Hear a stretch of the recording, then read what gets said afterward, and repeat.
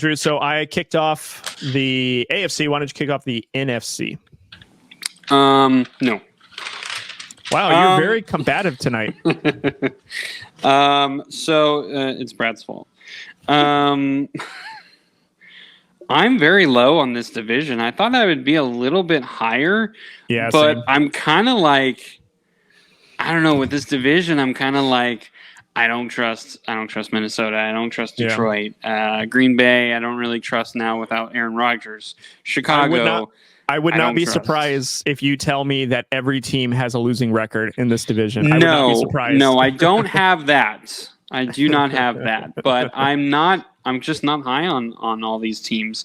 I really am going to be, again, Brad, I'm very sorry, but I'm really going to be rooting for Detroit this year. I think it would be so cool to see Detroit in the postseason. I think it's well deserved. I think, how Dan Campbell, came in and everyone was like, this guy's an absolute joke. And he not only just came in and changed the whole culture of Detroit, but now everyone loves him and everyone is like, dude, this team is like legit. This team it's hard to get on now. I'm really going to root for them. I know, Brad, the Bears, but the Bears suck. So where is not Ethan, where's Clark when you need him? Yeah. he was super high on the Bears. Yeah, he had them, I think, in the wild card. Didn't he have Justin Fields, MVP contender? You know what? I can't say that that's too much of a stretch. It just, I don't know. But anyways, why don't you kick us off? All right. I'm going to go 1 to 4 because it's going to be easier doing it this way. So number 1 in the division is the 9-8 Minnesota Vikings. I think they are going to be in first place. Okay. I actually have Detroit Lions at 9-8 at 2, so I do think they are going to be tied for first. I just put the Vikings over because if I'm going to trust one or the other teams, I'm going to trust the Vikings a little bit more because they were a really good team last year. But I do think they're going to have a regression because we kept saying that the Vikings were not as good as the way they were playing, and it was a definite. Oh yeah, we were right on that when they were out in the first round of the playoffs. So, but all in all, I still would put the Vikings over the Lions right now.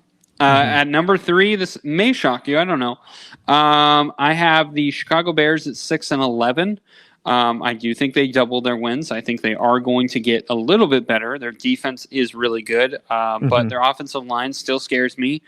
I'm not completely sold on Justin Fields. I really like watching Justin Fields play, but he just has some mental breakdowns where it doesn't look great. So, I'm not sure I'm there yet with Clark, but I do root for him because I remember watching the QB1 show on Netflix, ironically, where it was following these top high school kids, and Justin Fields was on there, and I really liked him. I thought he was a definite team player.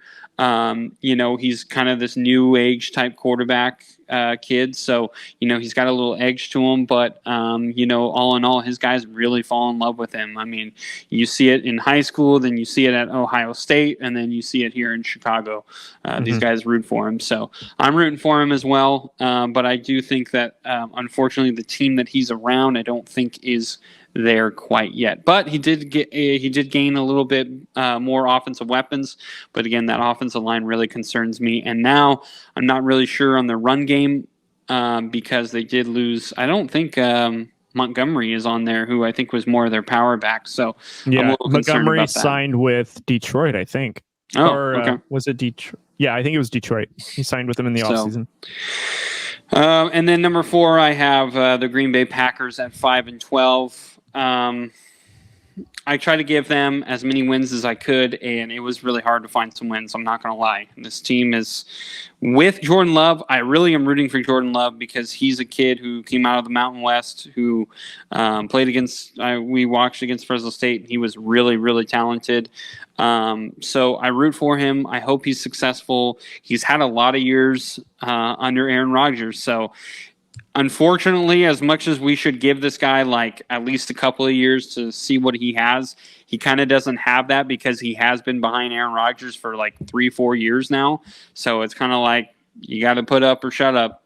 It's one or the other. Right now, you're going to have to do something for Green Bay to stay the quarterback. So, but I do think that this team is a little too talented for them to just go over or like be the worst team in the league. I don't think they're there. But all in all, I do think that the Green Bay Packers are going to be the worst team in the division. All right. Well, I don't really have too much to push back on you on. We pretty much, actually, no, we have the teams finishing in the exact same order, just different records. So I'll run through it relatively quickly here. So I have Minnesota. I have them at 10-7. I do have them winning the division, but at 10 wins. So we're only a game off, so not too bad. Detroit, I have them going 9-8 as well.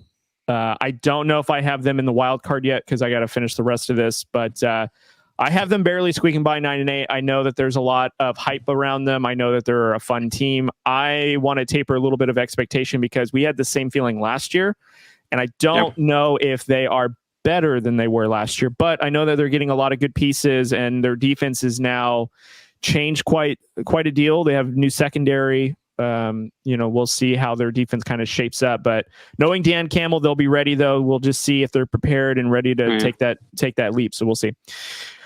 Number 3, I have the Bears. I have them at 8-9. So I did say when we were talking with Ethan and Clark that I wasn't sure if they were like a 9 or a playoff team win, but I think they can get 7 to 8 wins. I'd say 8 wins. I think they're going to scrap their way. Yeah. I think they're going to scrap their way to 8 wins. And I do think that Justin Fields will have a positive step forward. Now, here's the problem, though. Justin Fields is kind of behind everybody, let's say, because of the regime that he's was in, and then now his new coach and stuff is trying to get him confidence to throw the ball more down the field. Now he's got a little bit better of an offensive line, a new weapon in DJ Moore, so we'll see how that all plays out. But I do think that Justin Fields will take a step forward. I don't know MVP caliber step forward, but I think he'll be a very productive running back, and especially a dual threat because he was killing opponents with his legs last year. And I think now with, again, some offensive weapons, that'll change the dynamic. So, and I got to say, man, you were way higher on the Green Bay Packers than I were. I tried to find them as many wins as possible too, and I was only able to find 3. So I have them finishing at a 3-14 record. I'm rooting for Jordan Love as well. I just, with their young receivers, with their defense, Jordan Love's first year with Matt LaFleur's offense, I'm hoping that he has a productive year, but he's definitely going to go through his woes as a first-time starter. And, I wouldn't be surprised if Green Bay basically, tanks for Caleb Williams because that's essentially what they'd be playing for. I don't think they're going to be very competitive at all this season. So that's what I have. So Minnesota Vikings 10-7, Detroit Lions 9-8, Chicago Bears 8-9, Green Bay Packers 3-14. The only pushback I will give you is about the Packers, and I just feel like the Packers are going to realize maybe too late that Jordan Love is not going to be their guy, or they're going to see that, okay, Jordan Love is our guy, just not this year. And so that's kind of why I don't think they're going to be in the running of Caleb Williams. Not saying that I think you're like, you're dead wrong. You're absolutely wrong, and Sure. There's no way they're going after Caleb Williams. But I do feel like they really are trying to put everything into this year that they possibly can into Jordan Love without trying to sell the absolute farm. Yeah. Because I think they've spent so many years with Jordan Love, and it's like, okay, why did we trade for him? We kind of have to show that we're in on him. So I just feel like it's going to be a little too late by the time they're like, okay, this is not going to work.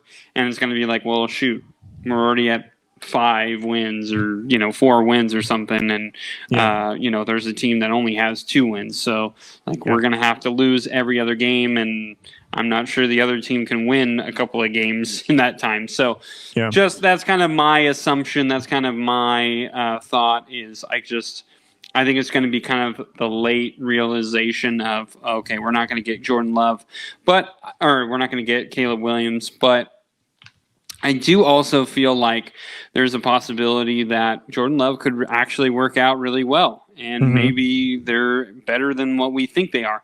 I don't think, unless Jordan Love is Patrick Mahomes, and if he is, we are going to be like, why in the hell was Aaron Rodgers not let go way earlier? Sure. So I don't think he's that caliber. So if that is the case, I just feel like there's going to be a couple of years where we're going to see Jordan Love in the Green Bay Packers uniform.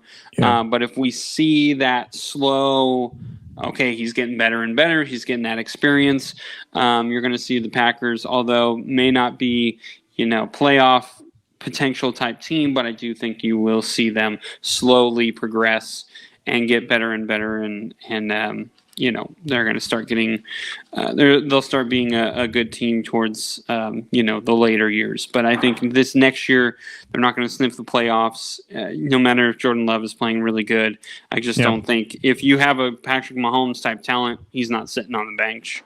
You're not flirting with the idea of keeping Aaron Rodgers. You're going to be like, nope, we're good, see ya.